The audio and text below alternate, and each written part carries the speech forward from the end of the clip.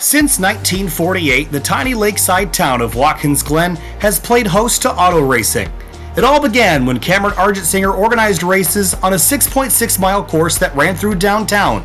But when the dangers of the course outweighed the entertainment, Bill Milliken and Cornell University professors designed a new course southwest of town. It's seen some changes over the years, but Watkins Glen International has hosted everything from SCCA, Grand Am, IMSA, and Formula One to NASCAR. Tonight, the Area Cup Series will race for 50 laps for round 4 of their season on this historic Northeastern road course. Welcome to upstate New York and Watkins Glen International. I'm Kyle Heyer, joined by Finian DeCuna, Hunter Slappy, and Eric Wineland for round 4 of the Area Cup Series. Finian, welcome aboard to our home track here in upstate New York. Yeah, glad to be back for some road course racing. It feels like it's been a while since we've seen some road course racing here on Sim TV, and with these stock cars, especially with this package, we should be in for a show, especially with some of the talent we have in the series. Have a good bit of talent in this series as well. You gotta look at the defending Cup champ Jake Nichols. He's always one to watch on these road courses. Travis Beckner, Area 500 winner from Season 3. He also knows a thing or two about getting it done on the road courses. James Scioli as well. There's plenty of hats to throw into the mix here. Maybe Connor Horn as well, last week's winner from Dover, Eric. Yeah, and James Scioli, we deemed him the road course ringer when he first joined the area league, but since then he's shown he's versatile and able to lay it down on the ovals and the left and right turns of road courses. But I'm going to keep my eye on Ricky Springer, another guy who you don't think about as being one of the greats but on a road course, but I would not be surprised to see him run up front at a track like this. He is very much a specialist. Well, think back to Indianapolis Motor Speedway on the road course a couple of months ago. Towards the tail end of the season, Ricky Springer put on a really good show there. He's up towards the top in terms of the playoff picture as we enter Watkins Glen International. But this is a very different road course, Finian, than some of the road courses we've run in the past here in the Area Cup Series. This place is fast. They call it the super speedway of road courses, and you never really slow down around a lap. Let's actually go for a lap with the track map here, Finian, and let's see what this racetrack looks like. It's 2.45 miles around here, 7 turns, and it all starts with the run down the front straightaway towards the 90. This used to be the last turn on the racetrack. This is modeled after the turn by the Sinclair gas station in downtown Watkins Glen. Then you enter turn number 2. That stretch used to be the old pit straight. Then it's an 110-foot climb up the S's, Finian, down the back stretch towards that inner loop added in 1992. Yeah, the inner loop, also affectionately known as the bus stop, a very complex corner for a lot of drivers. You can make or break a lap through that section. Definitely very important. Then heading through turn 5, the carousel, and you really need to get that part of the corner done right as well, because you get onto the back straightaway, and that's going to also be where you carry a lot of speed. Then to turn 6, which is going to be a great passing opportunity, especially with the new version of Watkins Glen. You have that paved runoff to work with, and you can bet everyone's going to be using that as much as possible. Then finally to turn 7, and then back into the start-finish straight, and that's going to complete a lap here of Watkins Glen. That's the backup passing zone in case you decide not to do it in turn 6 and do it on the last turn, last lap, which that's happened before. Could happen again here tonight. To watch how these guys are going to navigate these 7 corners, and may seem so simple just looking at the graphic there, but with the elevation change here at Watkins Glen, this place is anything but simple. So we watch James Scioli work his way through the bus stop there, and then real tight you're going to want to keep it through the carousel section, turn 5 right here. They'll use all this runoff. It's available. It's not an out of bounds zone here on iRacing. No slowdown or time penalty for going out that wide, and obviously the Cup cars are going to use it. Yeah, there is really no out of bounds at the exit of the carousel, but there certainly is at the exit of turn 1 and even turn 10. If you go too far off there, that will get you in trouble. But here today, if it's paved, you're going to use it as much as possible. I don't really think running all that wide at turn 1 is that useful. It's really just there if you need it in an emergency. But it's all going to come down to the start of this race. No cautions in this 50-lap event, Finian, so qualifying is critically important. And you see how close the lap times are right now. Jake Nichols at a 1:10.59. And within a second, there's 10 drivers at a road course like this that's so fast and so flowing. That's very, very close. The slowest car is only about 3 seconds off, Finian, so qualifying will be critical tonight.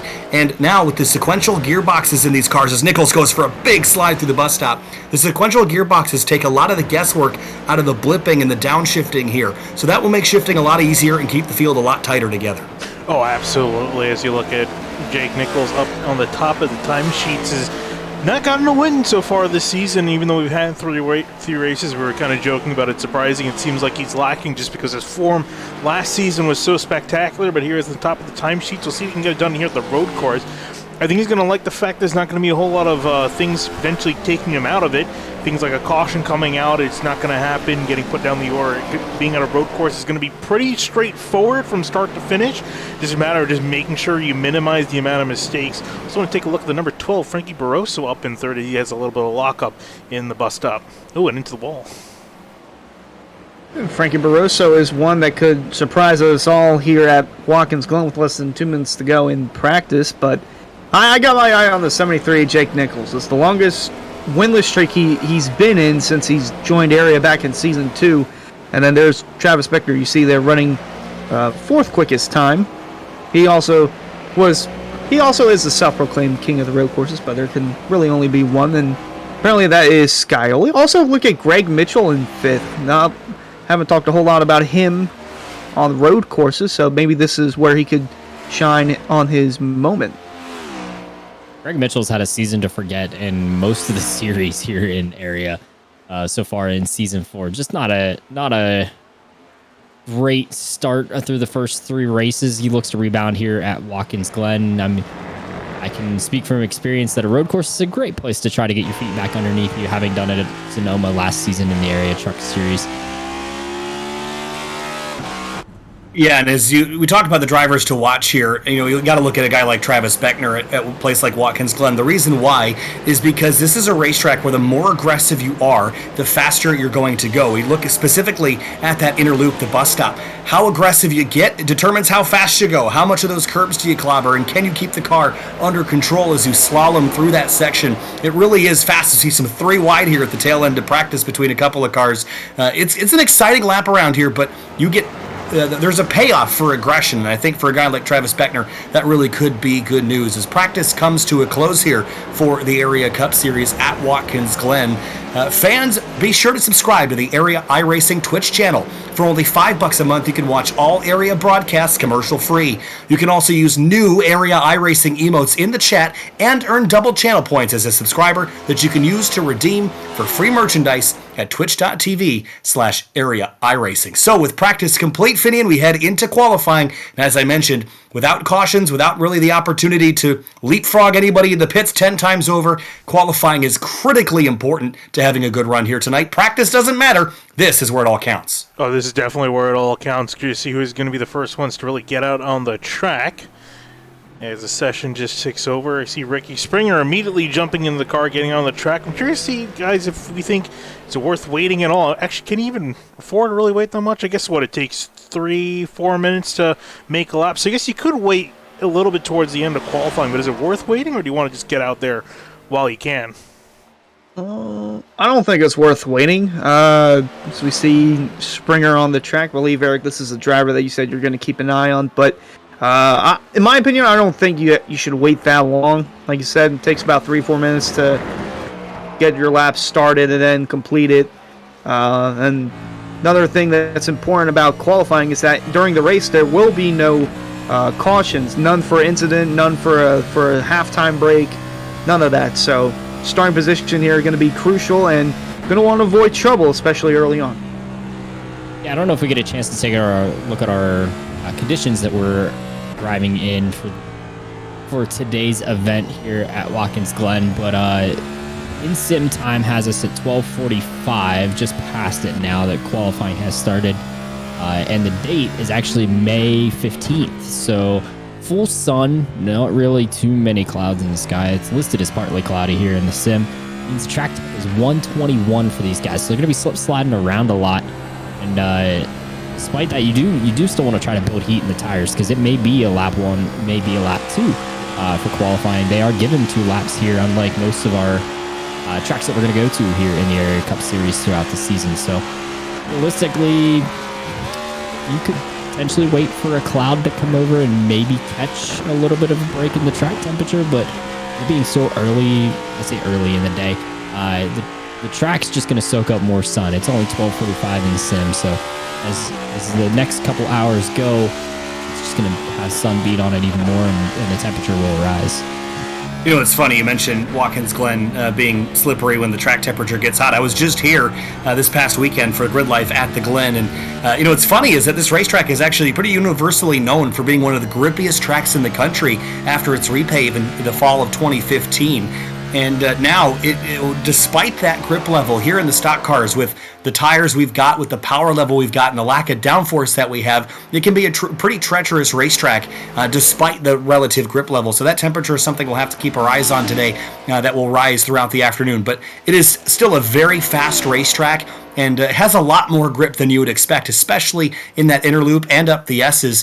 Until you get to the top, when the track stops climbing, and then you get light at the top of the hill. But here you watch Ryan Hartz just bang over the curbs through the bus stop here. You have to be aggressive, and Hartz has done that so far. Currently P3 on the board, but Ricky Springer so far, Finian, lap 1, a 1:11.40. That's the quickest lap we've seen so far. We saw much quicker than that, though, in practice.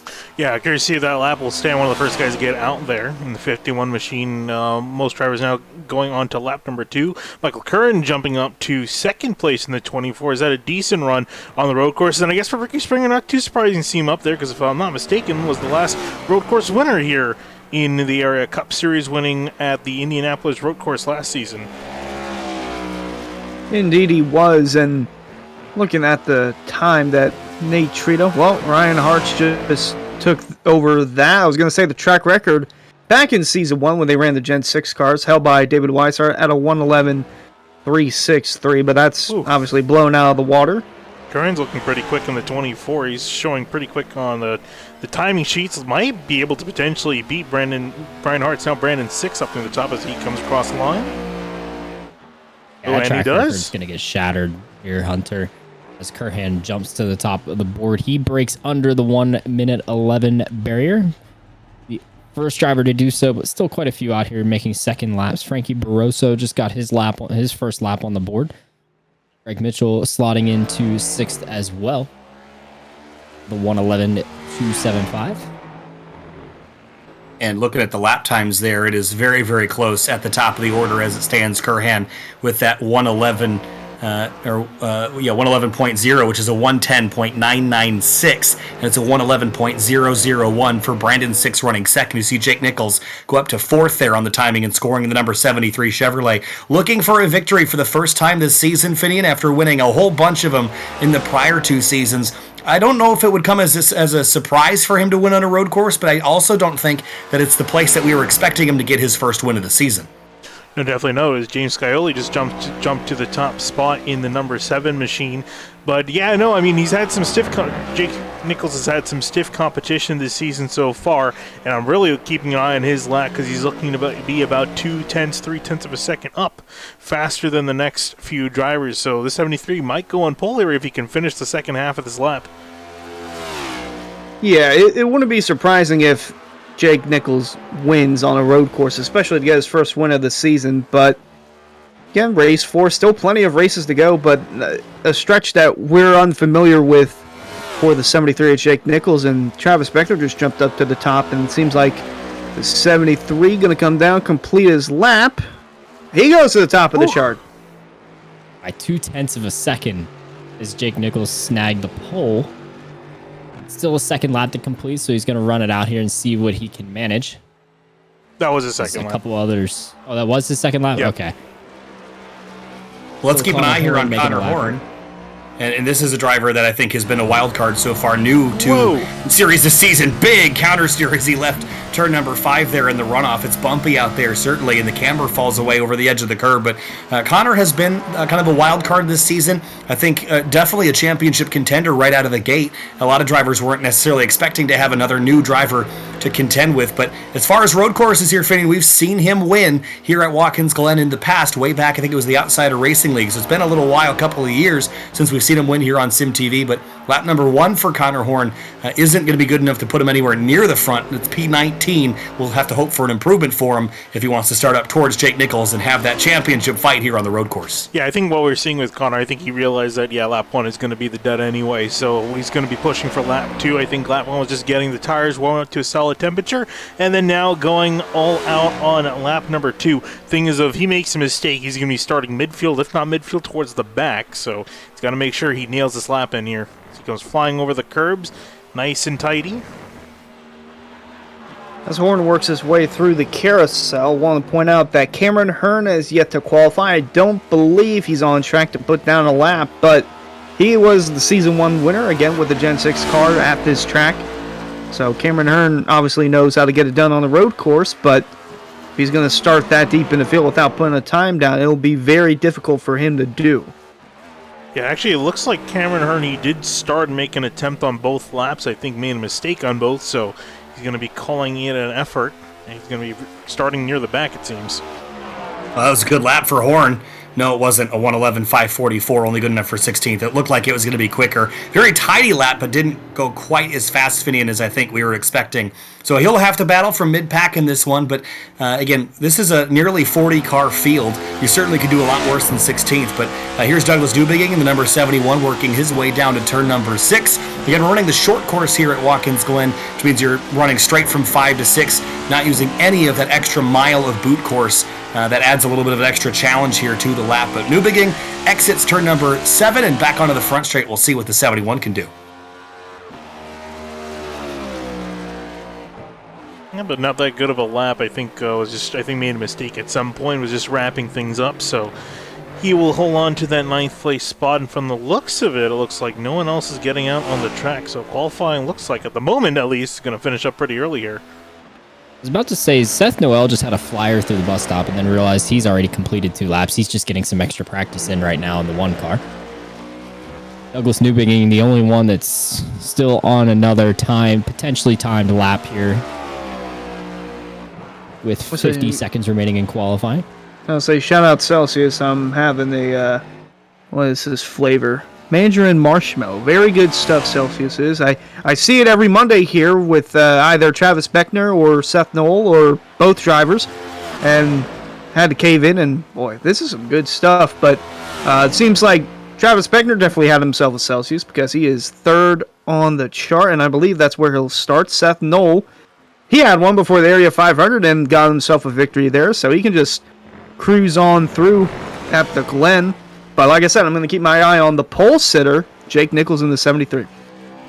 Yeah, I was told, by the way, I must say that Grid Life is contracted with NOS, so there's that. But I must say that I heard a bunch of people tell me how good Celsius is, so maybe I should sneakily try that, not when I'm on camera. But Seth Knoll working his way through the last couple of corners. Beckner is going to start 3rd. I'm still keeping my eye on that 28 car, but qualifying is complete here from Watkins Glen International, the 2.5-mile racetrack getting set for 50 laps of Area Cup Series action. In just a moment, we'll roll through our Roasted Gems coffee starting lineup. Race fans, start your engines with a fresh cup of Roasted Gems coffee. Choose from some of the finest coffee beans from Colombia and Peru, or try the blended flavors of French vanilla and hazelnut.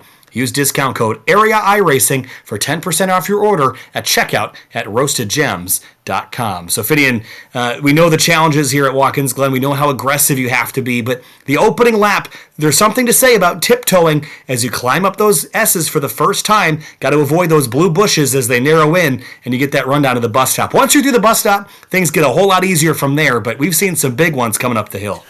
Oh, we definitely have, especially at the start of a race. You got cold tires, and especially with the track looking pretty slick at the moment. I think with these guys dealing with cold tires on a slick racetrack, they're definitely going to want to be careful the first few laps, and especially, again, considering the fact that we're probably not going to see a caution out for this race, you're going to really want to take it a little bit easy through the first lap or two, wait to start to feel things out, wait for the car to start to come into its own, and then finally start pushing. But we'll see here as we're getting ready to grid. We'll get down to our Roasted Gems coffee starting lineup here in a minute. You've seen the scenes from the town. Lake Seneca, one of the deepest finger lakes and that is just a couple of miles here from the racetrack. We're up on the top of the hill on Bronson Hill Road, just about 4 miles from downtown where it all started. But here's a look at our starting lineup, the Roasted Gems Coffee starting grid. Jake Nichols starts on the front row, that number 73, trying to get his first win of the season. James Scioli in a familiar place up front here at Watkins Glen. Moving on back to row number 2, it's going to be Travis Beckner starting in the 28 machine next to Michael Curran with a really solid effort from that 24 car. See if either of them can end up in victory lane before the night's over. In row number 3, it's Brandon 6 in the number 66. Ryan Hartz rolls off 6th in the number 3. Back behind them is going to be Frankie Barroso lined up in the 12 car. Next to him, Ricky Springer, the last winner on a road course here in the Cup Series, starting a little bit further back than I think we would have thought, but we'll see if he can climb from that 8th place starting spot. We'll certainly have to keep an eye on him. Row 5, Douglas Newbigging in the number 71 Chevrolet. JT Poole starts alongside him, was very close to victory last week at Dover. He'll start 10th in the number 26. Moving on back to 11th, we find Greg Mitchell in the number 2 machine. Next to him, Nate Trudeau is going to join to complete row number 6 in 12th place. Row number 7, starting in 13th place, is Bryce Senesac in his familiar green and black Chevrolet Camaro. Seth Knoll, the Area 500 winner, starts 14th in the number 1 Toyota. Moving on back to 15th, it's going to be Ray Slate in the number 8 machine. Connor Horn starting next to him last week's winner. He's got a long way to work from 16th place. He wants to make it win number 2 in the season. And behind them in 17th place, it's going to be Connor Okresic in the number 14 car. Tyler Nichols rolls off 18th in the number 41. Moving on back to 19th, it's going to be Brandon Bowie in the 23 machine. Next to him, Michael Sturgill in the 17 car is going to be rolling off in P20. In 21st place, it's Chris Rabel in the number 29. Cedric Hunter starts 22nd in the 07 Ford Mustang. Moving on behind them in 23rd, it's going to be Dwayne Culberson in the 81 machine. Next to him, Nick Silver in the 46 is going to be lined up in 24th. 25th place, it's going to be Jordan Martin in the number 11 Chevy. Garrett Grant starts 26th in the number 5 Toyota Camry. Moving on in behind them, it's going to be Ed Robertson in the 64 machine rolling off in 27. Next to him, Jacob Bell in the 77 from 28th. 29th place is Skylar Shackelford in the number 88. Ryan Swan starts 30th in the 67. And it looks like, Finney, we had a slow car in the background. Didn't quite catch who it was off screen, but they did not get rolling as we started our pace lap here.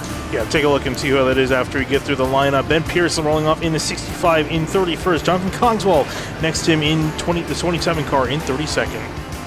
In 33rd place, it's Delonte Ballard in the number 21. David Weishart didn't qualify. He'll start 34th in the number 33. And then Cameron Hearn, who tried to qualify, didn't get a good lap in. He's going to be starting from the back in 35th. I'll be rounding out your field of 35 cars here tonight. Trying to take a look and see who was the car that dropped back to the end. I'm not sure. It's Ricky Hunter. Springer, guys. I think he's that? having a hardware issue. They say the in-session radio chat was they were trying to figure out how he could get himself reset. It looks like he was able to get whatever was disconnected connected, probably the wheel, and able to pull away now. But he is obviously well behind. Oh, the way he's driving, he might not be using a wheel. He may be using a keyboard. I don't know. I was gonna say that was a pretty decent jerk from him. I'm not sure that is normal. He could also be just distracted.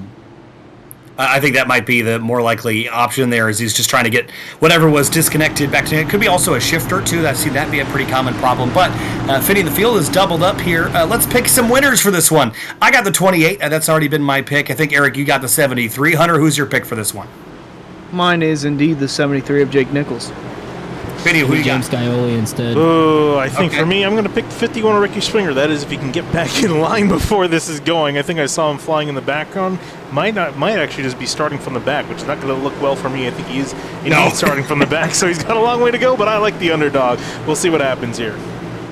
Pace car pulls off 50 laps from Watkins Glen International. Welcome to road course racing in upstate New York. They've done it here since 1948, and here we go. Green flag flies, and we're racing at the Glen. Good even start there between the front two. We're 4 wide in the background as they head down to the 90 for the first time. Everyone gets the cars wound down, and now the challenge comes, climbing 110 feet up the S's, Finian. Yeah, and look at for the lead. These guys are not getting it done at all. It's James Scioli and the 73 of Jake Nichols fighting side by side, and that was adoring close. each other through the S's. Scioli doesn't want to give this up. Neither does Jake Nichols. He'll take over as the leader as they head down. Whoa. Oh, whoa, that's Doug Newbigging. He is swerving as they go down the back and into the bus stop. That was a wild slide there. Caught the grass at the top of the hill right as the track kind of stops curving. And Newbegin's going to cut the racetrack there in the bus stop. That'll be a slowdown penalty for him right in the middle of traffic as Seth Knoll goes the long way around behind him. The 12 of Barroso, the 9 of Nate Trito, as they all try to squeeze up off the corner. Some will go wide up onto the rumble strips, but this lap one is going to be frantic fitting as everyone goes to find headroom to race. Yeah, very frantic battle. This is all around 8th, 9th place. You can see the 1 and 71 still side by side. Newbegin going out wide. I'm surprised he hasn't gotten that slowdown yet because he's still fighting up the speed. Or maybe now he's trying to yield here. He's going to park it on the apex. Trado, Slate, and a whole bunch of others trying to work around him after a hectic lap one comes to an end, but without pretty much any, I think, major incidents from what I could see. Well, it looks like in the back, as they were heading through turn 6, Skylar Shackelford was blinking in and out, and I believe he is on, no, he's still on track in 31st, but he had an issue going through turn 6. Here's a look down at the 24, Michael Curhan, and the 66 of Brandon Six. He locked up huge going down into turn number 1. Runs a little bit wide on exit. We're going to see that turn 1 challenging. You go down there, you think you can brake a little bit later, but you can't. The track falls away, so you don't have a lot of weight over the tires. Unlike on the boot section here, going into what is that turn 7, the toe of the boot, where the track changes from sharply downhill to sharply uphill. You can use the gravity there to assist you to slow down. Turn 1 is the opposite. Used to deal with wheel hop issues when the cars had independent rear suspension, but now, with the stick axle, but now with the independent rear suspension, slowing down is easier. Who was not slowing down, though? The leaders, Nichols and Scioli, still tight for the top spot. Yeah, really, still a really solid battle between these two. Skyly's not falling off at all. We usually typically see at a lot of the road courses, you have that one guy, and usually ends up starting on pole, and then just drives away from the rest of the field. But Skyly's not doing that. He's keeping him honest. And again, reminder for everyone at home, there's no competition caution or anything to slow the pace down. So these guys are going to have to come down to pit lane at some point. There's no guarantee point when they're going to pit, so it's all going to be a strategy matter, managing to pace yourself and not wreck yourself throughout this race. And behind them, Travis Beckner and Curran getting close as a fight for third place is starting to brew. Yeah, battling for the lead, battling for third. They're keeping it close, nose and tail, as they're working their way down the back and into the bus stop. And a little further back, it's Seth Knoll and Frankie Barroso going at it as we're riding on board with Barroso, navigating through the bus stop and about to head down into the carousel. Hearing that it was a VR issue for Ricky Springer, so it sounds like, or at least looks like, he got that sorted because he wouldn't have gotten very far without that issue fixed. As we check in with him in 24th place, he was supposed to start in 8th, so he's still got a lot of work to do, and it might even take him out of the running to win this race unless you've got a significant pace over the race leaders. Without cautions to reset anything, you have to be amazingly fast, and this race is going to go by pretty quick. A pretty short race from flag to flag because without those cautions to slow things down. Here's Connor Horn working over Brendan Bowie here for 15th place. Yeah, Connor Horn now looking to the inside of the 23. They were duking it out through the last few corners. They're still not done duking it out here as Connor Horn going to look to the inside. Bowie's on the outside in his purple Toyota Camry. They're still going to go side by side, and it looks like neither one wants to give up the track position or the spot. 23 is going to have to go out a little bit wide, though, as the 42, they're going to try to make it work side by side to the S's, and I guess not as Connor Horn decides to back out. Horn picking up his first Area Cup win last week at Dover, and the first win for 609 Motorsports, going to help them out in the team standings, which he showed before qualifying. And I gotta say, those standings, Whoa. I've never seen them as tight as they can be.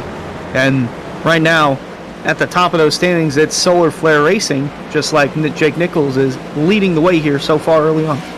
Yeah, Brandon Bowie got real sideways over the curbs in the bus stop.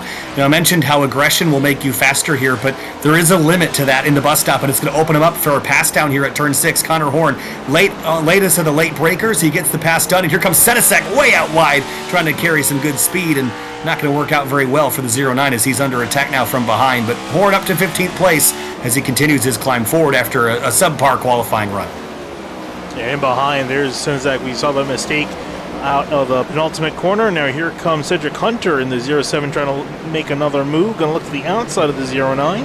Trying to make his 4th pass of the day and up into 18th. Will the 07 go? Actually, not quite done just yet. 07 versus 09 through the S's. They will go again. And Bryce Senzak decides to back out of it. And he's already got Chris Rabel right behind him. Gotta say, I'm a bit surprised that he's back in 20th. Seems like road courses are not his thing, which that's okay. It is for some, and it is for Scioli and Nichols as they continue to drive away from Beckner and Kern, running at 3rd and 4th on the track. And then JT Poole having, I don't think we've mentioned him but unless we got to the Connor Horn. starting group. He had an incident. Slow and off the pace, got passed by a bunch of cars. No, he definitely had something go wrong. Yeah, down to 27th place, runs wide here in the bus stop and gets up on the curbs, goes around for a loop, grinds it to a halt, and somehow everybody dodged him there. But again, going back to what I said about the aggression, it will make you faster, but there is a limit to that, and you get really greedy here on these curbs. These curbs will absolutely junk a car if you don't take them quite right, and Connor just got a little bit too aggressive here on board now with Rabel. Watch this as Horn slides back across the road. Great defense. And the crazy thing is here is the camber of turn 5 that we're in. When you get over that white line, the camber completely goes away. So to go over that line and not end up in the tire bundles over there, really impressive driving there by the 29. Comeback lives. Bryce Senizek, Cedric Hunter, Chris Rabel in a tight battle. We just saw them making it through. These guys had an eventful last lap or so, and then there's Ricky Springer riding behind him, making some forward progress. Last time we checked on him was 24th, is up to 21st, and looking like he's faster. He seems to be faster than the 3 guys ahead of him. Problem is, with a guy that's as fast as him, knows that he's faster, might he be pushing his tires a little bit too hard early on? I would say a little bit. He does have a reason to kind of push his tires because of his VR issue, but yeah, I'm not sure. He's definitely got a lot of ground to make up, and can't just lay back and let the long run settle in. Got to worry about tire wear later. Just got to move up a few positions now, as I believe that's what David Weishart's doing, up 10 spots since the start of the race. Yeah, really good climb there for the 33 as he's still in the middle of some traffic. Has the 81 of Carlston in front of him, the 4 of Cameron Hearn behind him, who's another driver that started. Look at the braking down here into turn 1 for the 4, and Weishart runs a little bit wide. Lock up there from the 81. Great battles here deep in the field as they run a little bit wide of the track limits there at turn 1, but you can go over 4 tires and you'll be just fine. You get about 2 or 3 car widths off course. That'll get you in trouble here as we go back to a battle for 6th with JT Poole and Brandon 6, who had to bail out. Here comes Seth Knoll with a big run finish. Yeah, there are nose to tail. I saw them getting really close in the relative heading towards the bus stop. Unfortunately, 6, he saw him mess up the bus stop and he lost a huge amount of time. And I mentioned it earlier, and Kyle, I'm sure you can definitely attest to as a hunter as well. You make a mess in that bus stop, it can cost you dearly as far as time is concerned. It certainly can, and it'll gain you time, it'll lose you time here. But Eric Wineland's in pit lane. What you got for us? Hey guys, it didn't take long for the first 4-letter word to get come across the radio tonight. The Connor Horn, Brandon Bowie incident, I have the scoop on this, and this is an interesting one. So let's just listen into Brandon Bowie radio here first. I think Connor is really flustered right now. Shit. He's wrecking. We stopped in the carousel. Holy shit. 4 p.m. cycle down. And if you caught the tail end there, that was the in-sim radio that you heard. Connor Horn said the 14 just tried to dump me. Well, Connor Okrezik was already 2 to 3 seconds up the road from Connor when he had his moment with Brandon Bowie. So I don't know where the frustration is placed there. I think it's misplaced from Connor Horn. They have now since muted his chat because he told race control, and I quote, "You might as well do that. It's probably for the best." That sounds like the Connor Horn we know and love, Eric. Well, here's his thoughts on the incident. You're that much faster than never mind, it's not worth it. So that's how he answered originally, and then race control, and he had a little spat back and forth, and now he'll probably be disabled for the rest of the race. We'll see. But Connor Horn back to 25th. He's working over Dwayne Culberson right now to see if he can get back up the order. Meanwhile, up front, you guys are looking at it's the 46, the silver ahead of the 09 of Senesac. Thanks, Eric. And yeah, good battle there. And one here. This is for 7th place here. Seth Knoll, the Area 500 winner, and Brandon 6 in the 66 car. Look at the stack up behind him. Nate Trado and the 8 of Rafe Slate is in the mix here. Frankie Barroso And this battling continues here. And Finian, one of the challenges with road courses is we were listening to that little fiasco there. A lot of the times you control your own destiny, and that can be frustrating when you make a mistake and there's no one to blame. I think that could also make drivers pretty hot, because normally you can point at someone else and say that's why you had a bad day, but sometimes it's in your own hands here at the road courses. Oh, it almost, most of the time it almost is. Once the field gets strung out a little bit, a lot of it is up to your own, even when you're getting into contact with another driver, because everyone gets so situated out, and then there's so many different ways to attack a corner, where a lot of times it is kind of your fault for either putting yourself in a bad situation or making the move wrong. So, and then in general just making a lot of mistakes. But fortunately gotta say, for most of this field, actually, they've done a really good job so far. As I say, big dive from Rafe Slate. Hello, to the inside he will go, almost dooring the 12, and here you go 3 wide off the corner as Nate Trado takes a 2-for-1 deal, and he gets it done. And don't count out Douglas Dubinging as well. I was going to say, the Ada Slate almost had a moment coming off turn 7, had a little wiggle there, and it carried in when he was going to make a move on Barroso, but Barroso also went down, and just like that, Eric Weiland back with an update from pit road. Dive Bomb of the Year candidate right there. I actually think Rafe was probably just trying to avoid an incident. No, so got some clarification. I found the replay. Connor Horn upset with Connor O'Kresick. I don't know if we can cue it up on SimTV here, but lap 3 in the carousel, Horn had gotten the bus stop pretty wrong. O'Kresick closed up on him, and O'Kresick then tried to dive for the bottom in the carousel, and Connor Horn tried to slam the door and instead got his right rear and Connor's left front together, and he almost went for a spin that put him back, and then Brandon Bowie helped ship Connor Horn toward the back. So Connor Horn's frustrations are actually properly placed, although he was struggling as O'Kresick was trying to take advantage. It ended up looking like just a racing deal, but not happy in the number 42 car right now, guys. No, you don't get a lot of mulligans in the season either, especially when you've been running as well as the 42 has. He's been in the championship hunt. He will probably continue to be, but you don't get a lot of opportunities to make mistakes or to go to the back and drive forward. And most racetracks, we saw this at Charlotte with Connor, he rebounded pretty well, but at a track like Watkins Glen with no cautions, you're going to have a really hard time rebounding from bad luck or an incident. So really the name of the game is keep it on the black stuff, keep it pointed the right direction, and you'll probably have an okay result as others run into issues later in the race. We go back to this battle for 8th with Brandon Six and Nate Trado, but 11 laps into this race, Vinny, and they go by quick, and you don't get a lot of opportunities to recoup positions once you lose them. No, you really don't. You can see how spread out the field is. In fact, the entire field spread out over 40 seconds, and just inside the top 10, they're separated by 11 seconds amongst them. So, leader is pretty strung out, except for the front two. Jake Nichols, James Scully deep in behind. I'm curious to see what the 7's waiting for. If he's just kind of keeping pace with the 73, is he hiding something? Because Hunter looks like he might be hiding something, some performance underneath that 7 car. If he's hiding anything, then he's barely hiding it, because he's like you mentioned, been on his bumper for basically the entirety of the race, and I don't really know what else he can hide, because we all know that Jake Nichols, the longer the run gets, somehow the better his car gets. He just knows how to maneuver the tires or just save them so well. And if he's leading, then just only imagine what that could do for a longer run. But see those two still going at it door to door, well, nose and tail. Beckner's got a little bit of breathing room from Michael Curran over there for 3rd and 4th, and I don't think we've mentioned Ryan Hartz throughout the portion of the race. We have talked about him in practice and qualifying, but very solid top 5 going on right now for the 3 of Ryan Hartz. And then there's JT Poole behind as Seth Knowles slowly trying to creep within a second of that 26 car. You know, as far as the leaders go, I was thinking about the way this looks.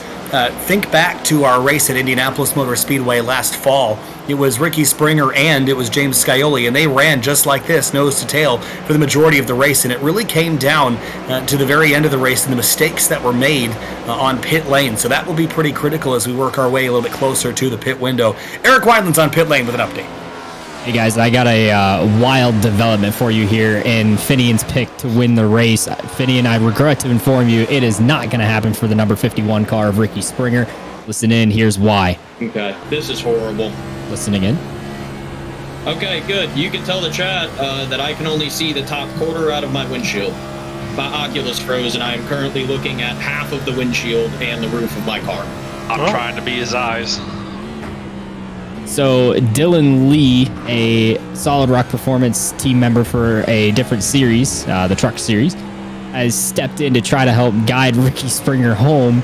I cannot believe that Ricky Springer is even attempting to drive the car right now, but he's doing a pretty good job of it while only seeing part of the car, mainly based off of the aerial shots out of the windshield. He can't see anything below. He also cannot access his black box. So the adjustments that sim racers here on iRacing can make is adjusting the driver view. No matter what your view is, you can still change what your angle of your eye level and everything like that in the car. Well, he can't get his black box to even think about trying to change that. So he's doing everything based off of what his spotter Dylan Lee is telling him. And I guess he's said he's not trying to race too many people. He's just trying to bring this thing home. It's This funny reminds 'cause- me of, go ahead, Finian. No, I was going to say it's funny because they usually say, the joke spotters are eyes and ears. For Ricky Springer, quite literally, his eyes and ears. It just reminds me of 2016 here at Watkins Glen. It was Denny Hamlin ran into the back of something or somebody and had his hood basically crumple up, and he was looking out of the bottom corner of where the hood was crunched up to look where he was going. It seems like a pretty familiar situation for Ricky Springer. That's unfortunate, Finian, but he's doing a great job guiding his way around the racetrack. But as we go back to this battle here with this is the 71 of Newbegin and the 14 of Okrezik, that's a challenging thing to do, and we'll see how long he lasts or if that problem will get worse, but I promise you it won't get any better. No, definitely won't. But I have to agree with you. He's done a fantastic job of managing it. I mean, with the way he's driving right now, you wouldn't realize there is any issues with his car, but he's done a phenomenal job of managing the issue. But like Eric said, probably isn't going to go a whole lot higher up the order. I think he's going to kind of hope that everyone else is going to meet some sort of misfortune. Just kind of tough it out there in P20. Yeah, very interesting issue he's having. I'm not sure if he can fix that during his pit stop and switch to the normal perspective, like not virtual reality. I don't know if that's possible, but yeah, he's got a long way to go here, only on lap 15. Race fans, be sure to visit simwrapmarket.com for custom iRacing paint scheme templates that are simple to use and help you stay more focused on the racetrack. That is simwrapmarket.com. They are a replay sponsor tonight. We've gotten a couple of Simwrap Market replays. I'm sure we'll see some more throughout the night. So go back to this battle for third. Beckner is getting hounded here by Michael Curhan. That 24 car looking pretty solid, Finian. Remember, he was a championship contender at the tail end of the season. He could start that a little bit earlier this year with a win here at the Glen. Yeah, I've been kind of waiting for him to get a move on with it in the standings. Has not had the best of finishes, if I'm not mistaken. Nothing really stand out. Yeah, he finished 10th at Dover, which was his best finish so far, 24th at Charlotte, and 29th at Daytona. So this is really best performance he's had, trying to see if he can get into the top three all over the back of that 28 at the moment. Indeed. Well, he did have a little breathing room, but whatever breathing room was there is now gone. Curran hounds him going into the bus stop. It's a popular area to kind of dive underneath. This is what the 14 and 42 issue was you come out of that bus stop and you kind of track out about half the track width before you turn in for the carousel. It's a really good opportunity to try to get your nose in under somebody and pass them through turn 5, but the 24 not quite close enough that time by, and Beckner has done a good job defending, but they have lost about 4 seconds to the race leaders of Nichols and Scioli, but Nichols has been slowly edging out that lead. It was 0.3 of a second. It's now 0.7 of a second as they return to the front straightaway and complete lap number 17. And soon they'll be thinking about pit stop situation here.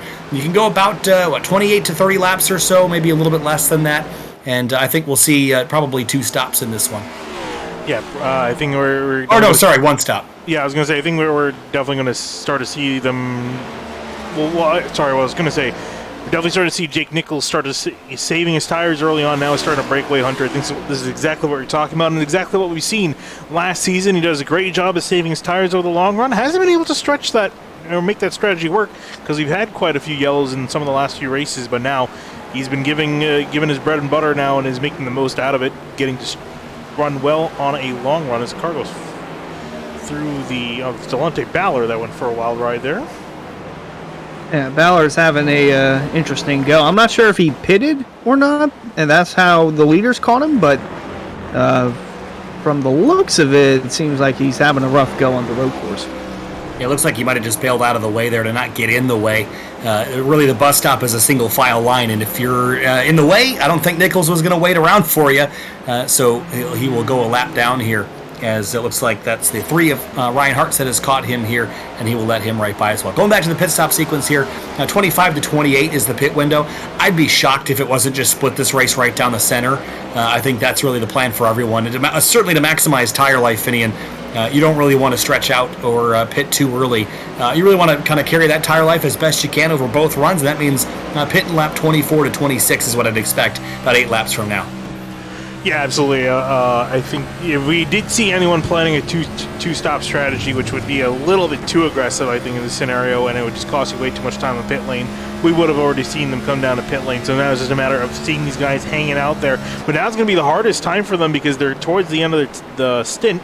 So their tires are pretty slick, and we've been seeing more and more sliding around for a lot of these drivers. Indeed, as the grip goes, the slicker the track gets and the looser the car gets.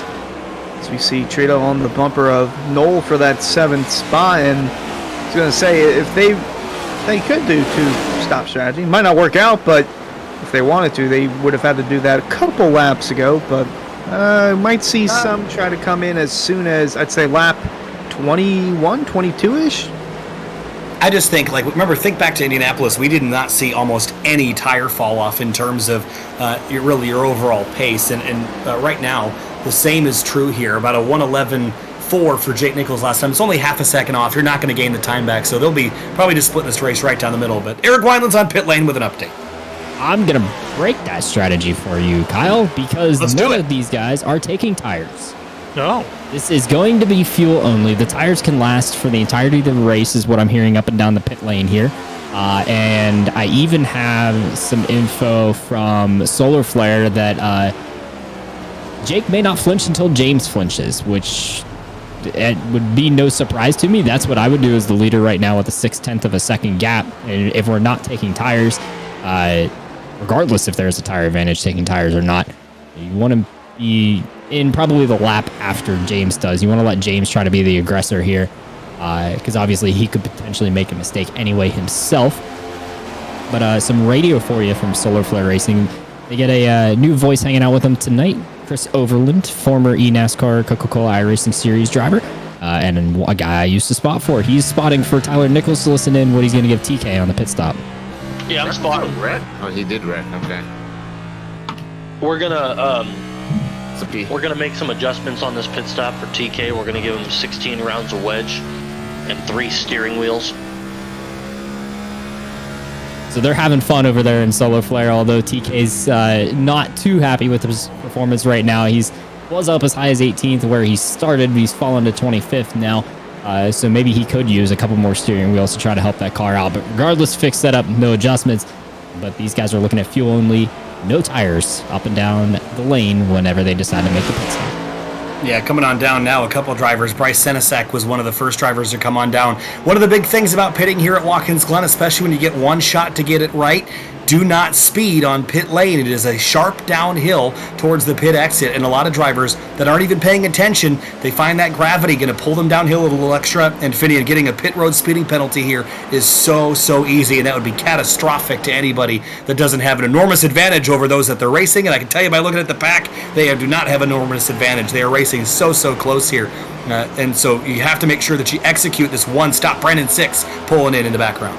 Indeed. Now, so talking about executing, when you're in such a tight battle, that entire group we were just looking at from 6th pretty much back to around 10th or 11th. So they're, like you mentioned, these guys are fighting for basically 10th at this moment, and we definitely don't want to get a pit road speeding penalty. It's going to be way down the order, and I've been caught out by this hill in the past. It doesn't seem that steep from the camera angles, the way they're placed, but I think we can get down the front straight. You can see right there how much it dips down. That's Chris Rabel also coming down the pit lane in the background. So Brandon 6 is going to come get some fuel, and off and away he goes. I'm so surprised they haven't fixed that with the tires. The fact that you can just come down here, do fuel only in a 50-lap race at Watkins Glen. No, there's no way a tire would last that long here. Endurance tires wouldn't even do that.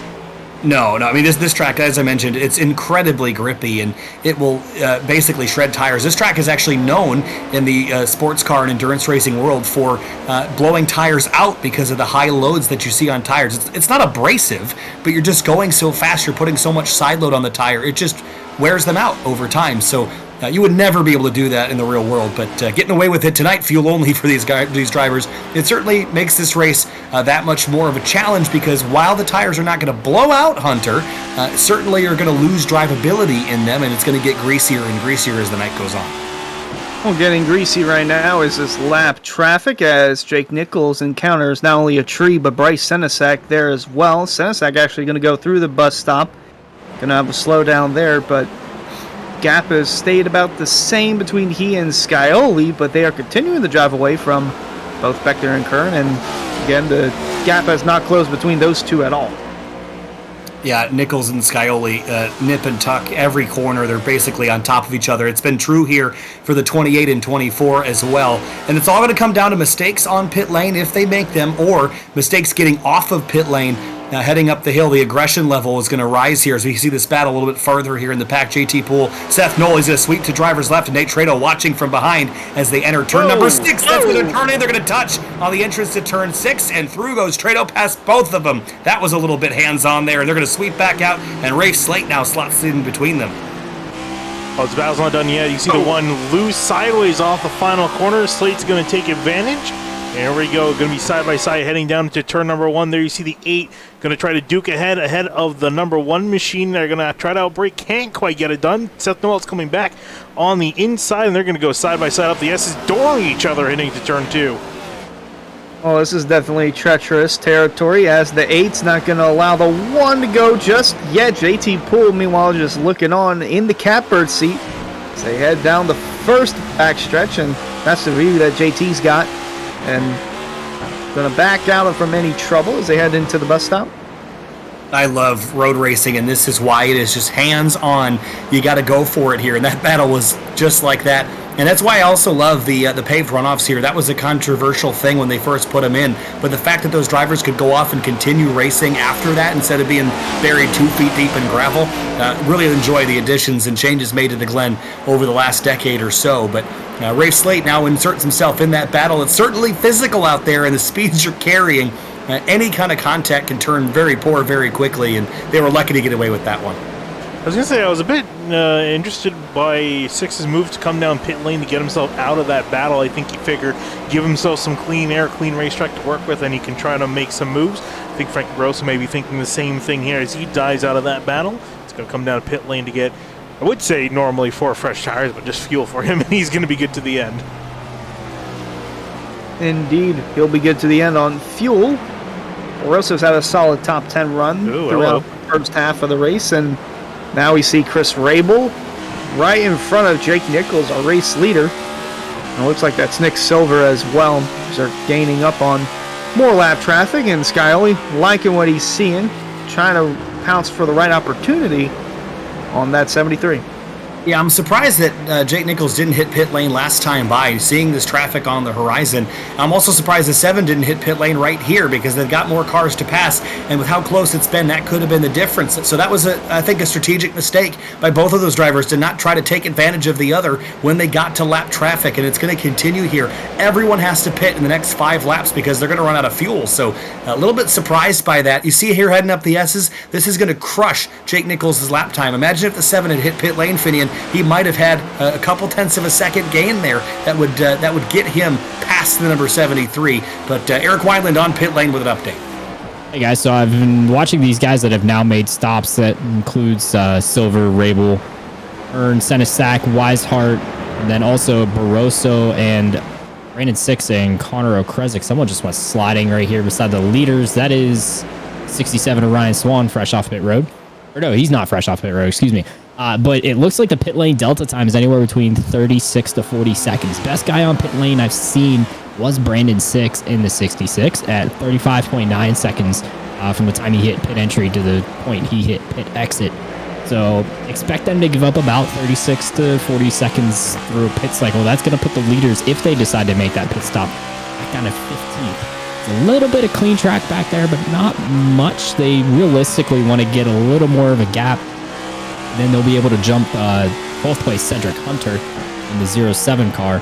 So they need, I'd say, comfortably another 3 to 4 seconds gap over the 07 and the 51, who still can't see, mind you, before I would say the leaders are comfortable pitting. They need to try to hit that in the next 5 laps because the fuel is going to run out here right around lap 30. Thanks, Eric. And as we hit halfway here, race fans, be sure to check out rickshotsauce.com for some of the best hot sauces made locally in South Florida. Try the Loxahatchee Classic, Golden Garlic, Palm Beach Pineapple, or South Beach Heat. Follow the Rick's Hot Sauce Rookie of the Year battle in the Area Cup Series and see which driver will take home the $100 prize as the highest finishing rookie in the point standings. Halfway through here, the Area Cup Series at Watkins Glen International. Great battle for the lead that has been persistent since the drop of the green flag, but Finian, pit stops coming soon and the battle will go on and continue. Yeah, we only got more lap traffic up ahead in the distance, so really now would be a good time for one of them to come in. Still, neither driver is biting. I think Garrett Grant and Ed Robertson, who were actually the lap traffic up ahead, they've come in, so leaders are going to stay out another lap. Actually, want to look off the nose of Jake Nichols, see what lies ahead. I believe that's Douglas Newbigging just up the road. Or sorry, no, Dwayne Culberson in the 81 machine that's just up the road up to 21st. So everyone 22nd on back is a lap down. That is including some guys that did come to pit lane. Indeed, as Nichols continuing the lead, Scioli still fresh on his tail. 2/10 back as they navigate their way through the bus stop. And boy, that 7 got close there, right in the middle of it. Still no budge from the 73 or the 7 as they have yet to make their pit stop. Neither has the 28 of Beckner or the 24 of Michael Kern, as Beckner is blinking in and out. I just have to wonder if this 7 is trying to push the 73 here a little bit. I think with how close he's been that he could have gotten by the 73 if he wanted by the 73. Almost a touch there at turn 6. You see the 73 sliding. So Nichols certainly has pace, but I think the 7 is a little bit quicker, and he might know that, Finian, keeping the 73 pushing and maybe wearing out the tires so he can pounce in the last 20 laps or so as we approach lap 30 in just a couple minutes' time. So I think there's something to that. The 7 lingering in the background, waiting to pounce, but he has not chosen to do so just yet. I was going to say, well, he was about to pounce in the final few corners. You saw there, you were talking about a metaphorical push to the 73. He was about to give a physical push to the 73. Got really close, and then they kind of separated that back out to 3/10, but now is in the slipstream heading down towards the inner loop. You see, he makes up so much time in the slipstream. So he's been definitely mounting a whole lot of pressure in the 73. I think just hoping there's a crack in his defense to go flying up and over the curbs. Oh my goodness, it looked like the 7 was about to ram into the bumper of the 73. That would have been physical. Speaking of physical, me and the pit reporter, Eric Weiland, we both like watching guys get physical. Hockey joke. Eric, what you got on pit road? Stick to calling races and not calling Game 7 between the Bruins and Panthers. I saw that Twitter video, Hunter. But no, the window's open right now. If I'm Jake Nichols, if I'm James Scioli, I want to be on pit road this moment. Ricky Springer has now pitted. Cedric Hunter is now 37.5 seconds behind the leader, so that window has opened. I'd be getting on pit road right now. It looks like they still want to carry on. There is a bonus point for leading the most laps, and I think, if I'm not mistaken, Jake Nichols has probably just clinched that leading this past lap. Michael Curhan, though, coming down pit road at me here, guys. Long way down this 45-mile-an-hour section of racetrack for the 24. I'll give you guys an update on what his pit lane delta is here. Also, mistake on pit road. I don't know if you call this a mistake. The 51 took 4 tires. 15.2 seconds stationary for Ricky Springer. I think that's because he couldn't uncheck anything in his black box, and I'm not sure his spotter was able to check anything for him in his black box if he's not fully put in as a spotter. Michael Curhan down and away in the number 24. He's going to rejoin the racetrack here in 11th, ahead of Connor Horn. Also, Cedric Hunter just made his pit stop. That frees up a lot of space for the leaders here, guys. Michael Curhan, 36.9 off down pit road from James entry to exit. Yep, here comes the second place car, James Scioli, who is trailing Jake Nichols, so he's the first to flinch to the leaders. Nichols can't go much more than another lap or two, Eric, as the 7 comes down towards your way. Long way down the pit lane. Someone's out of fuel over here in turn 6. It's Ed Robertson in the 64, guys. He is out of fuel over here in turn 6. I'm not sure he's... He just pit. That's surprising. Maybe he has damage. I'm not sure. He was just stopped in the... or moving extremely slowly in the runoff section of turn 6. I'm not sure what happened to 64 there, actually. To me, it looked like he was out of fuel as I was whipping my camera by. James Scioli on and off pit road, 36.6 across pit lane. So he's marginally better than Michael Curhan, but that's going to put the pressure on Jake Nichols to perform across pit lane here. Nichols should be thinking about pitting this time by, like I said, 30 laps on these tanks. Rafe Slate now on pit road here, guys. Thanks, Eric. And the race leader, we'd expect to see hit pit lane this time through Finian, and then it becomes the race off of pit lane for the 73. And like I mentioned, easy to get that pit road speeding penalty. Not a mistake we've seen Jake Nichols make a lot. But we also don't go road racing all that much. Onto the binders, into pit lane here, Finian, for the race leader. Yeah, it's going to be a whole matter of just not making a mistake, and he knows that in the back of his mind because that 7 was right on his bumper coming to pit lane, and he's got potentially a lap of clean air to work with. So can that 7 get out and get going quick enough to get past the 73? This is really James Scully's best bet.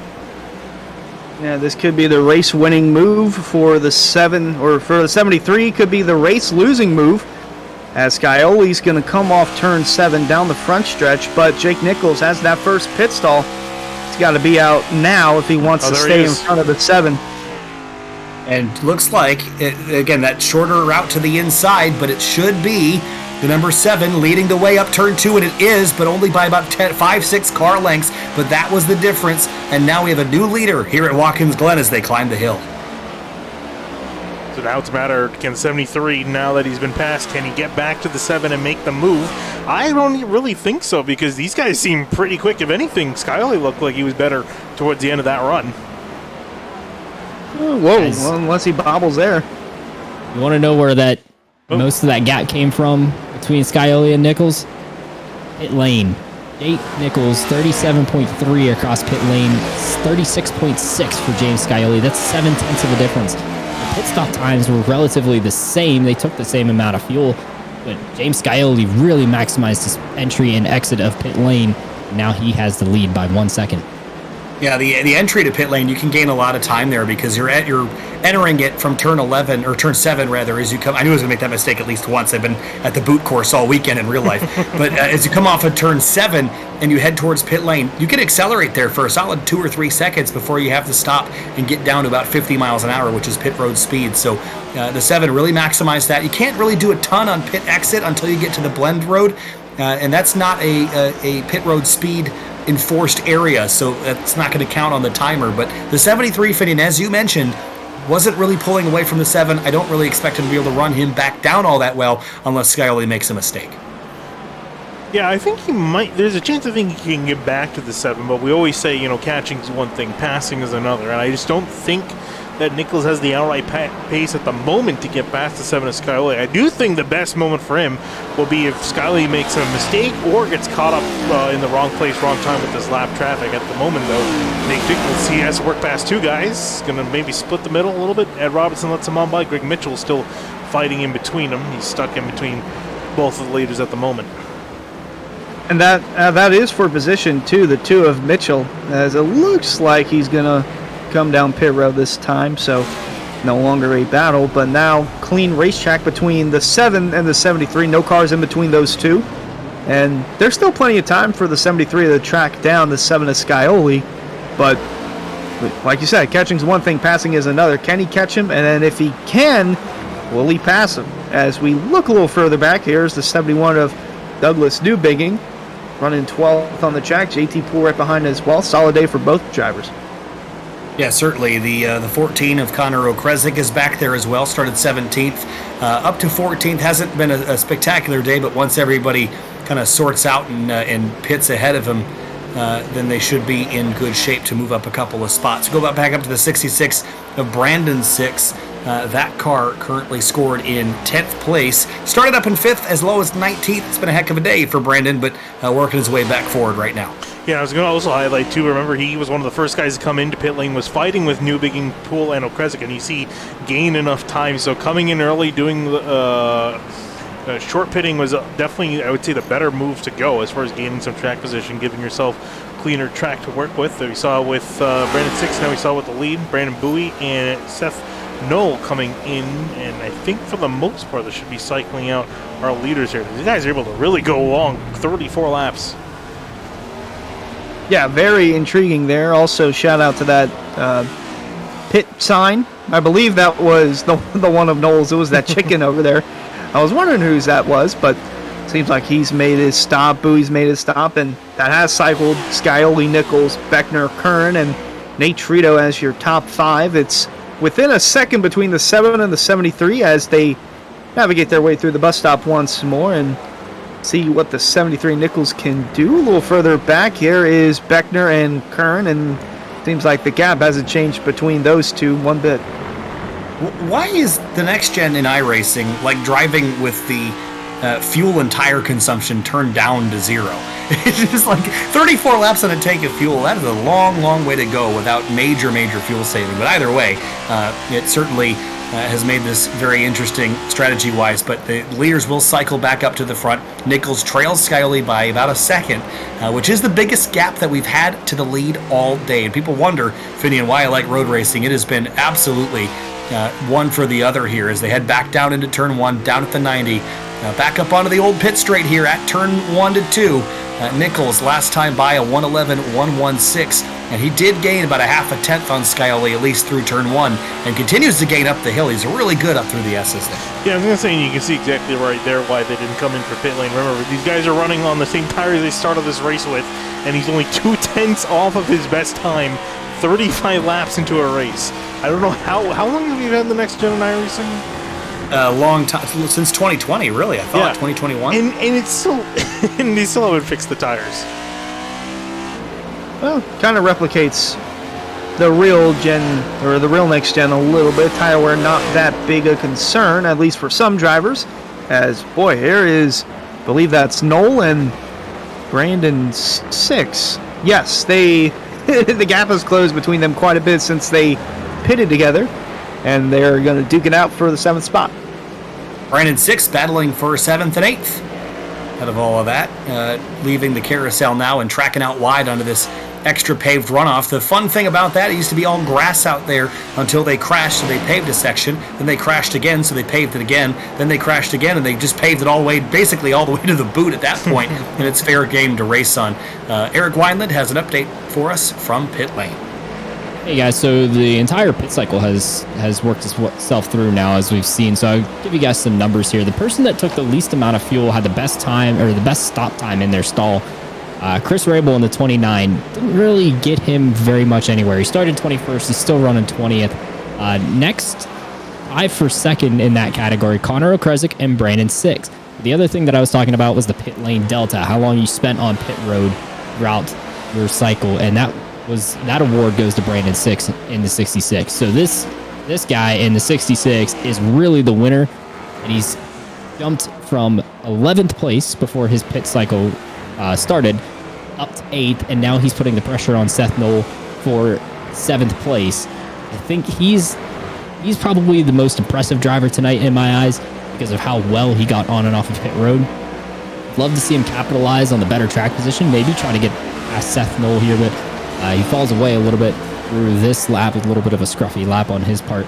But yeah, and nowhere up there in the top 5 of those categories is James Scioli or Jake Nichols. So they were a little more conservative. Obviously, Scioli out on the better end. He has the lead.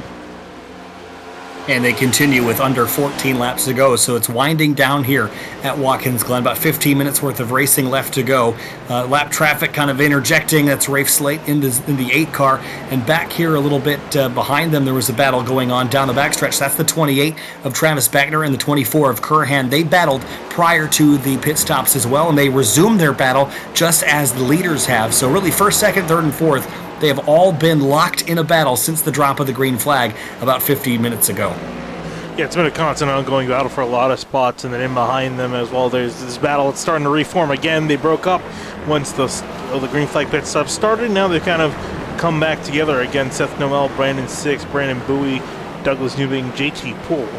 JT Poole actually was running pretty well. I think it was closer to around 6th or 7th place. He did not come out of the pit lane the best to know, I see why, because he took tires.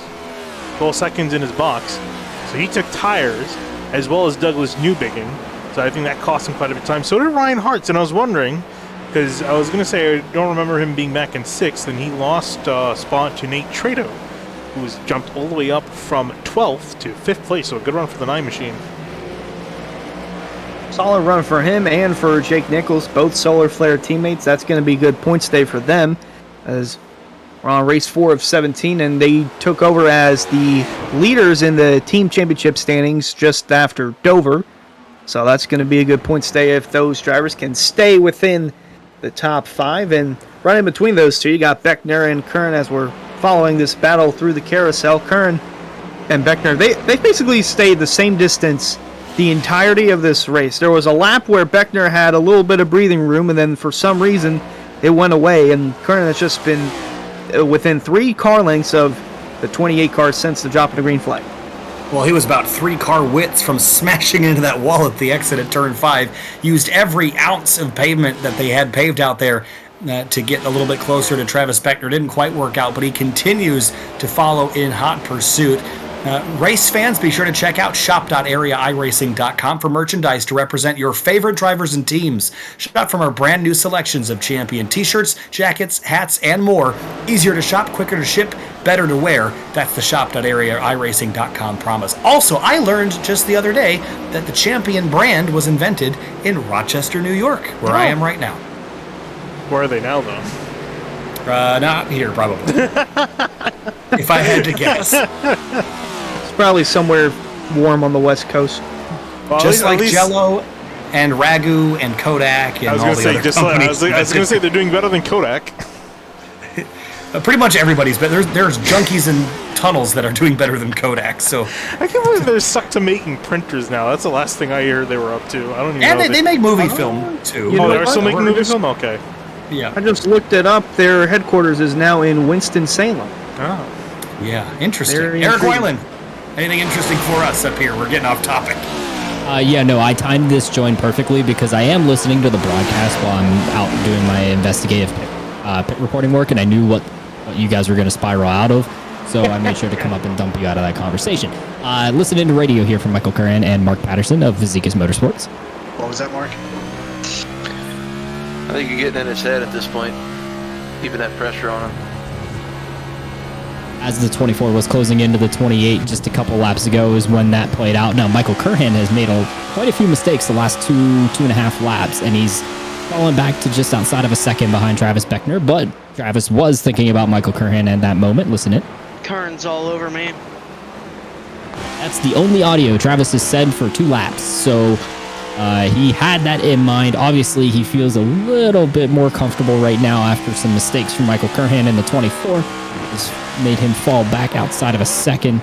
So Travis can focus forward, though it's 10 seconds up the road before he even gets close to Jake Nichols or James Scioli. Oh, big sack. 4 cars heading goodness. into the carousel. Almost a giant mess as Brandon Six parked the bus on the exit, making a big mistake. And here they're going at it out of the carousel, Kyle. Yeah, that got really wild there for a moment, and that inner loop and turn 5 area has been a trouble spot tonight. We haven't seen a lot of contact, but we almost saw a big pileup as everybody's scattered to try not to run in to the 66. Here's another look at it here on the Simrat Market replay as they were coming through the inner loop. Watch the 66. He runs wide to try to stay on course. He slows down, and then nowhere for the 1 to go other than into him, and that's what stacked up the field. Good work there by Brennan 6 to keep that car under control, but tried to keep it on course and got the boot from behind. Almost got sent into the boot here at the Glen. Coming back live, and they're still nose to tail here, battling up through the S's here. So this is a great battle. This is 7th, 8th, 9th, and 10th. All these guys in this little group. Up for the lead, though. Gap actually separating back out, and this again not too terribly surprising. James Scioli, we were talking about a Hunter earlier.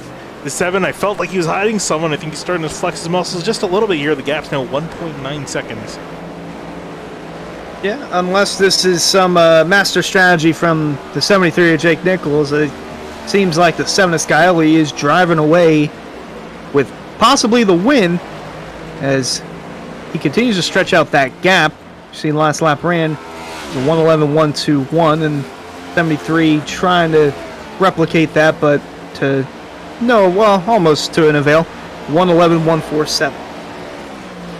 Yeah, we're working lap number 42 of 50 here. 9 laps to go from Watkins Glen International, and the battle for the lead has fizzled, but there are still battles elsewhere. Continuing this one for 7th place with Seth Knoll, Brandon Six, Brandon Bowie, and Douglas Newbegin at the back of that shot. 4 cars all battling for position here, and it's all within a couple tenths of a second. As we head up the S's here, we're running out of laps. Whoa. Eric Wineland, what you got? Oh, Newbegin in the wall hard in the background.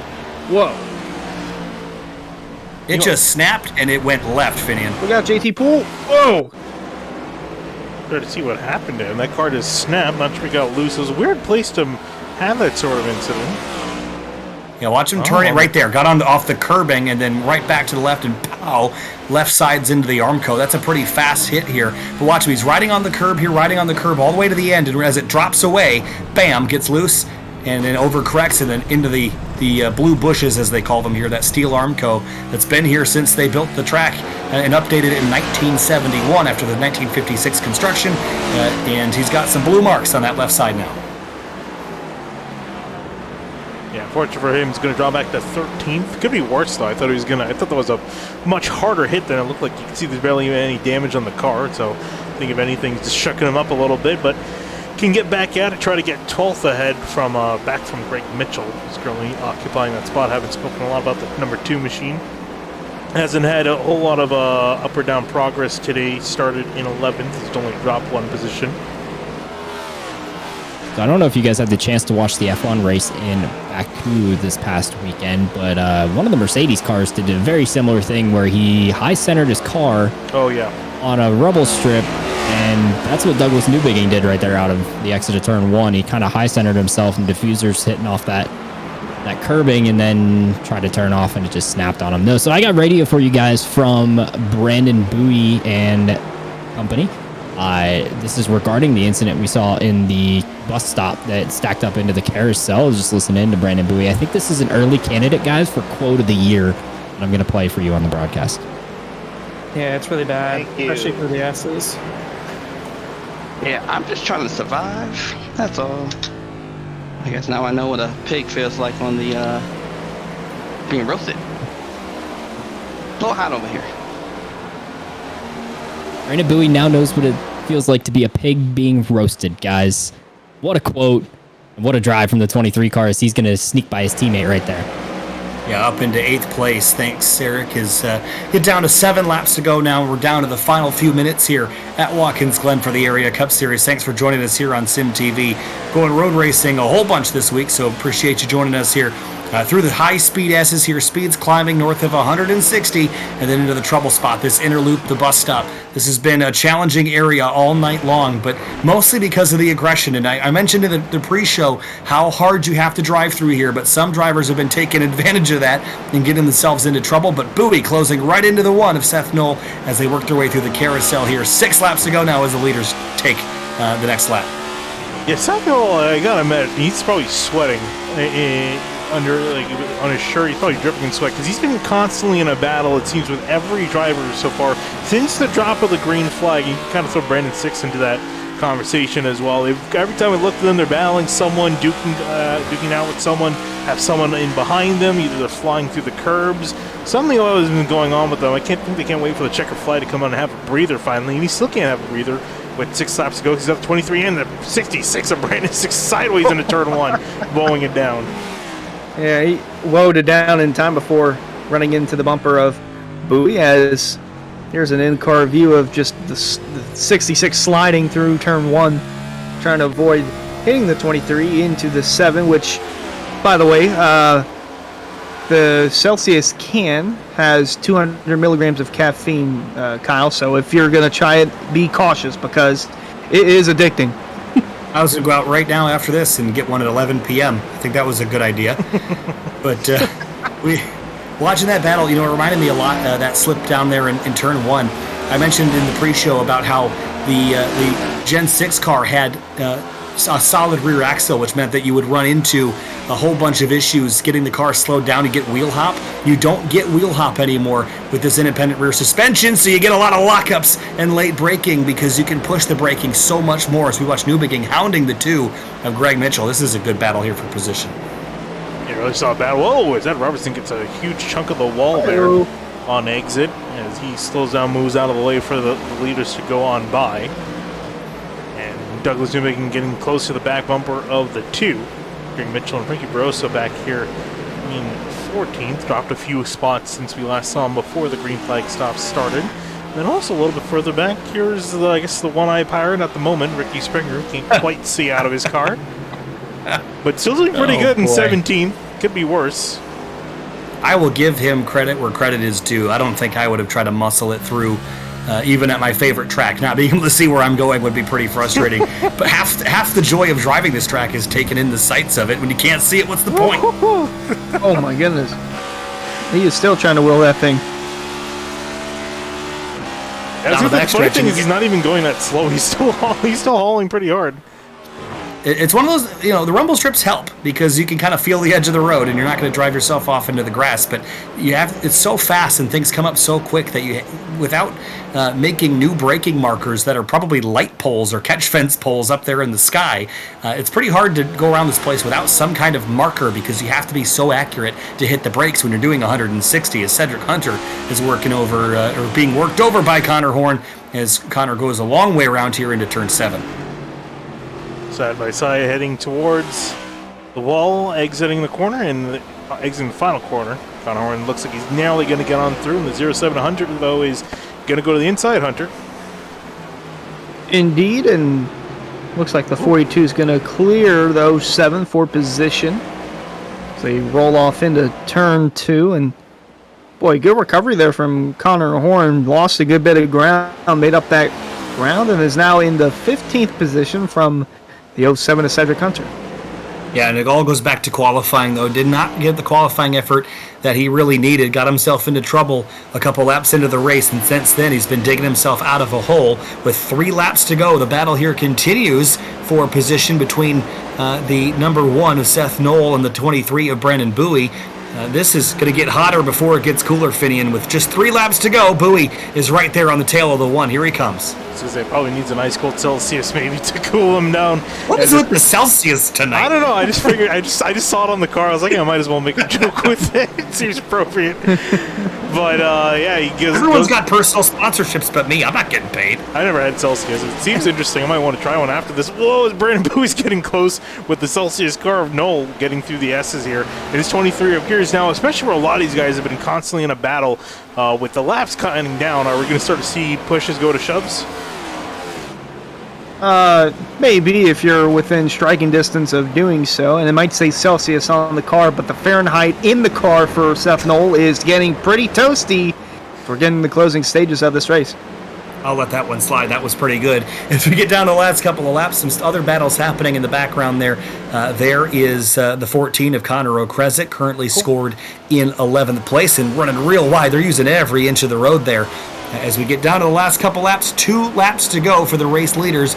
And again, Bowie running out of time, but there is the number 7 of Scioli, who has just driven away from the 73 and looking pretty good to cling to a victory here at Watkins Glen. And for Jake Nichols, Finney, without a little bit of bad luck for the 7, he's going to miss out on another victory. It's not that he hasn't been running good. He just hasn't been the best, at least so far, the first 4 races of the season. Yeah, I was going to say, and I actually kind of felt like he might have been able to get it done here, but I mean, he's been so close this season. 4th at Daytona, 2nd at Charlotte, 3rd at Dover, and looking like it might be another P2 here as Scioli's coming to take the white flag.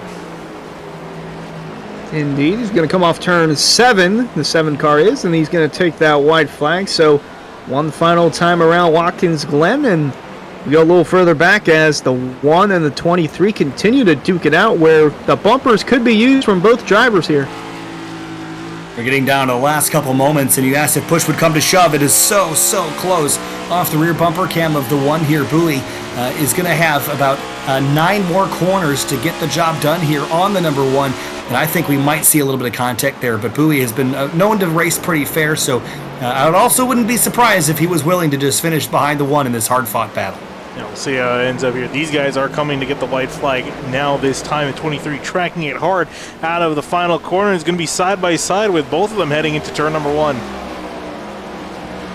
Noel protecting the bottom. The 23 still going to look to the outside. Mike try to cut it down here for turn 2.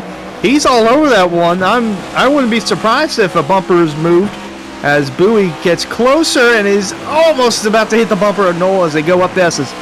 I think he optimized the wrong area there. He got a little bit too close and had to back up just a little bit.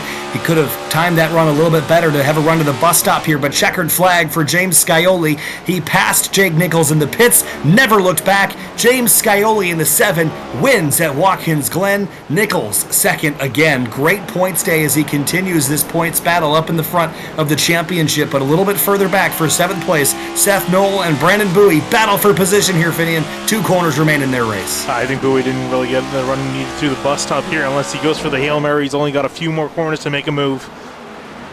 Now for Brandon 6 and JT Poole, they're also battling for 9th in the back. They're going to work their way through turn 7. They're going to dice it up for 9th. The 23 not going to do anything with the 1. They're going to be door to door, and actually JT Poole is going to come off with the top 10. Something happened to Brandon 6. I'm not sure if it might be fuel, but he just lost the top 10 there, and that's going to go to Connor Okresic, who steals 10th at the very end. I think 66 is out of gas at the line. That's really got to suck to miscalculate that much. And remember, we did see the 66 pit very early on and gained quite a bit on pit lane. It might have been from fueling just a little bit too short. Eric Weinland, what you got? 6, out of fuel. Too close. A little bit too close. But James Scioli had plenty of fuel and plenty of pace to outlast Jake Nichols in the number 73. And think back to that first run. I think he had the pace to go on by that 73, but he waited and he waited and he took advantage on pit lane, and he just outdrove the 73, not on the racetrack, but into the pit entry. And James Scioli in the number 7 will pick up another road course win. And who was it that picked the number 7? Because I think they're going to be a little bit richer had we done any bets. That would have been yours truly. I have his audio as he crossed the line if you want to listen in. Let's go for it. Got me sweating. Your race, Very had fun racing with you. Very well, James. Thank you. Go ahead, James. Thank you. So if there's ever a celebration after a win, you know how some coaches, in a baseball dugout just get up and shake each other's hand, like, good job, you coached yourselves too. I feel like that's what the team channel was right there for Lucky Duck as James Scioli picked up the win. Very cordial, just, hey, we did our job, good job. We get to pick up the win, move on to the playoffs now here in the Area Cup Series. Yeah, pretty utilitarian celebration there. I also want to take a couple points off for not doing the burnout down there in the turn 1 runoff area. It's basically what it was designed for. But James Scioli wins here at the Glen. Jake Nichols in second. Another great points night for the 73. We know the wins will come, but making the other races solid top 5s. Travis Beckner, P3, didn't have the pace to run it all the way up at the front tonight, but a solid top 5. Michael Curhan and Nate Trado wrap up the rest of the top 5 Finian. Yeah, solid job for the number 9, getting just upside in that top 5. Ryan Hart's that call to get the tires didn't quite work out. Cost him a top 5, gets promoted back to 6. Noel Bowie, JT Poole, and Okresic in a tight battle. The entire race, they finished in that order, rounding out your top 10.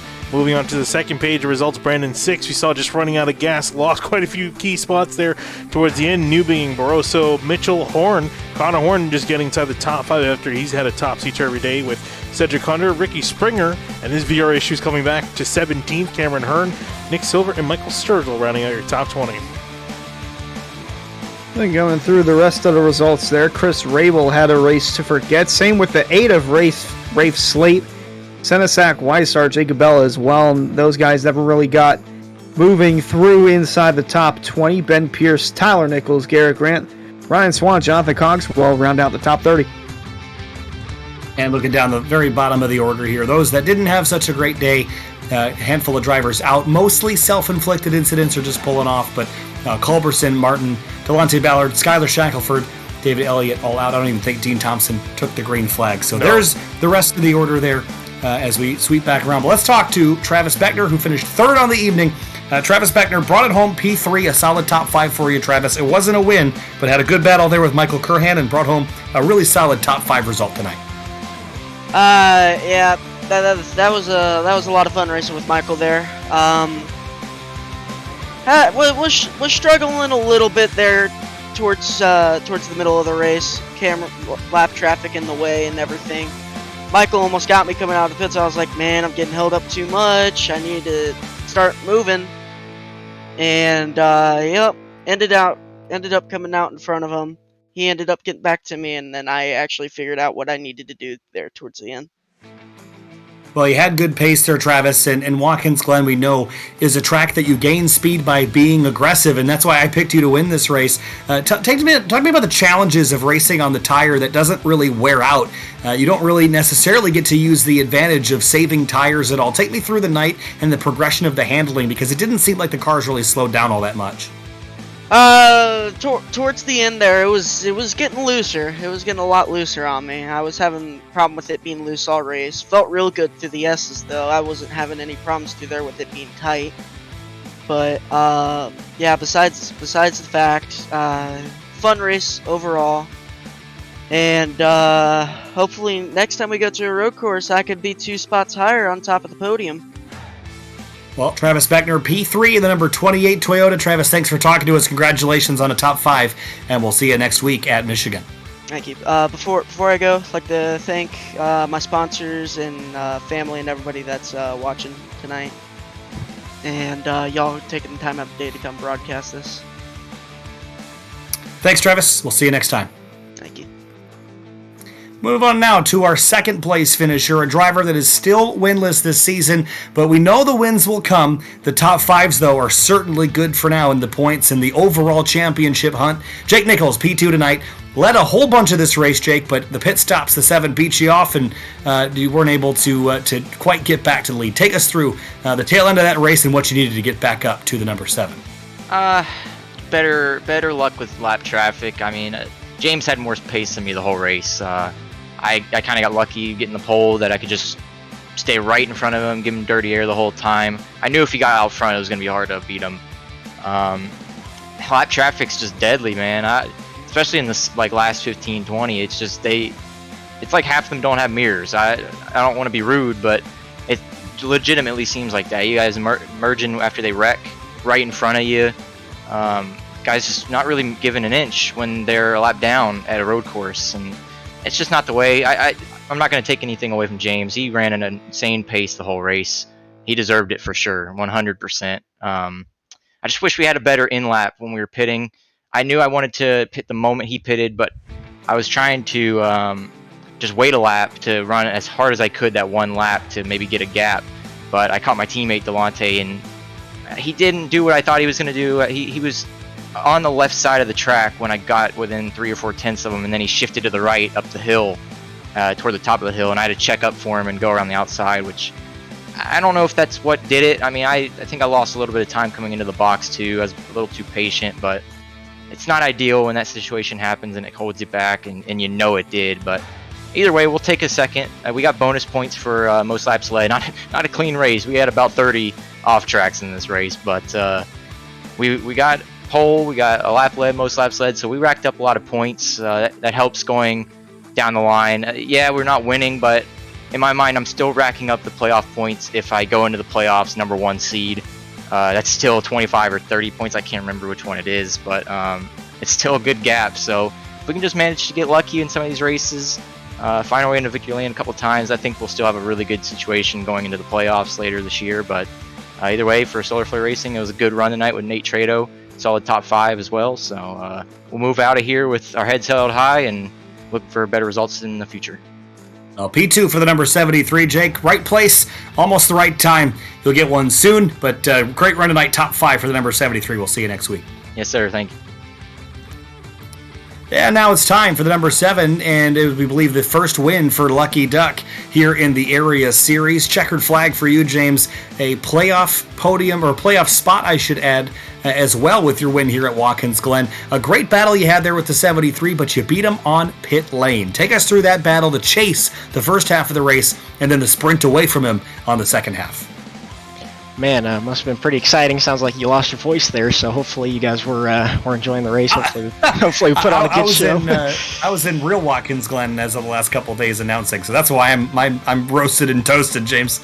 Gotcha. So yeah, it was dirty air is just so frustrating in this car. It's really hard to break that bubble. So I was really just trying to put it on pole and not have to worry about it. And of course, I qualified second, so I knew that I'd have to deal with that, and got a pretty good jump off the initial start and was hoping to just get around Jake, but I just didn't have the preferred line, obviously, up the S's, and kind of just had to sit behind him, and that's where I rode about half a second back, couldn't break that bubble behind him, and so I knew that once I got fairly close to him, like 3 or 4 tenths behind, I wanted to jump into the pits, just hope that I had a clean exit and could have a good outlap, a good clean outlap with no traffic, and that's exactly what happened. I think Jake said he got held up kind of on his in lap a little bit, so just put my head down, put the best lap together I could, and I felt like I was better than Jake the whole race, just couldn't quite ever get around him, and then once I was able to get around him, just started clicking off good laps and just tried to set sail and drive away. And you did just that, picked up a win here at Watkins Glen. James, you're always tough to beat on the road courses. Nothing's different here in upstate New York, so congratulations on that, and we'll see you next week in Michigan. Yeah, thank you guys. I want to say a big thanks to you guys and the admin team. It was nice to obviously have no cautions today. Hopefully we put on a good race for you guys, and hopefully everybody enjoyed it. And then big thanks to Lucky Ducks Motorsports. This is their first win in Cup Series. It's pretty cool. Happy to be a part of that. I was kind of a late addition, so happy to get them their first win. And then huge thanks to Roasted Gems Coffee, RS Button Boxes, Ology Brewing, and Stream for No Kid Hungry for all being on the car. And we're going for the clean sweep this week, so hopefully we can get another one tomorrow.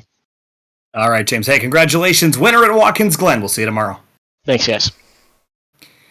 And that's going to wrap up the interviews here tonight. Finian, kind of a wild night of racing. Saw a lot of really good battles, and as James alluded to, no yellow flags to slow down the progress this week either, which was good. It had a nice natural flow to it, a little bit of strategy involved there as well, and certainly some frustrations through the field getting through some lap traffic. But all in all, a great race here at the Glen. Yeah, no, it's a really solid stuff. It's nice to see that tight battle for the lead. Again, like I said in the past, you see many times where you just see one guy go out there and dominate, but we saw necessarily two guys go out there and dominate most of the rest of the field, but they kept it close. It was a tight battle, mostly with it. I think the entire lead didn't get separated more than 3 seconds the entire time. It was a tough battle fought between both of them, and just interested to see James Kelly come out with the win. And again, Jake Nichols, no win this season so far. We keep hyping this up, but I think at some point 73 is going to get a win, but it's really nice to see how much the competition has stepped up this season to make sure that 73 doesn't run away with this title. Indeed, it'll be a little more challenging this time around for Jake Nichols. 4 races in, no wins on the season, but that could change very soon as we're going to Michigan next Monday. That will be a very interesting one and seeing how that race turns out, but we've got 4 different winners in the first 4 races, and all that means is if Jake Nichols wins next week, there'll be 5 different winners within the first 5 races of the season. But overall tonight, very great road course race, as Watkins Glen always does not disappoint. We'll have to see what the rest of the week unfolds as the Truck and the Pro Series will go at this track. Eric, final thoughts. It's amazing that 2 guys controlled the race, and even then we still had exciting action between them to figure out who was just going to be the better one on pit road and off of pit road, and obviously managed the lap traffic as well, as Jake Nichols pointed out in his interview. But I don't know what you guys are talking about. I mean, yeah, Jake Nichols, big deal. He's on his longest winless streak of his area career.